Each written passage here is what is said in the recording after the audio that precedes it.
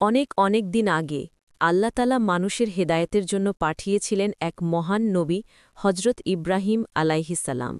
তিনি ছিলেন আল্লাহর পরম অনুগত বান্দা। আল্লাহর কোনো আদেশের সামান্য অবাধ্যতা তিনি করতেন না। একদিন হজরত ইব্রাহিম আলাইহিসালাম স্বপ্নে দেখলেন তিনি তার প্রিয় ছেলে ইসমাইল আলাইহিসালামকে কুরবানি করছেন। এটা কোনো সাধারণ স্বপ্ন ছিল না। নবীদের স্বপ্ন আল্লাহর পক্ষ থেকে নির্দেশ হয়ে থাকে। ইব্রাহিম আলাইহিসালাম, বাবা ইসমাইল, আমি স্বপ্নে দেখেছি আমি তোমাকে কুরবানি করছি, তুমি কি বলো? ইসমাইল আলাইহিসালাম, আব্বা, আপনি যা আদেশ পেয়েছেন তাই করুন, আপনি ইনশাল্লাহ আমাকে ধৈর্যশীল পাবেন।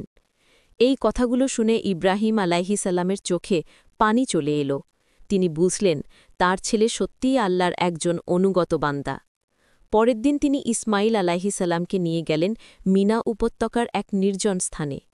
সেখানে তিনি তার ছেলেকে চোখ বেঁধে শুইয়ে দিলেন আর ছুরিটা হাতে নিলেন। যখন তিনি কুরবানি করতে গেলেন তখনই আল্লাহ তাআলা একটি অলৌকিক ঘটনা ঘটালেন। ছুরিটি কাটা বন্ধ হয়ে গেল আর আল্লাহর পক্ষ থেকে একটি দুম্বা অর্থাৎ ভেড়া পাঠানো হল কুরবানির জন্য। আল্লাহর বাণী, হে ইব্রাহিম, তুমি স্বপ্নকে সত্যে পরিণত করেছ। আমি তোমাকে পরীক্ষা করেছি আর তুমি সফল হয়েছ।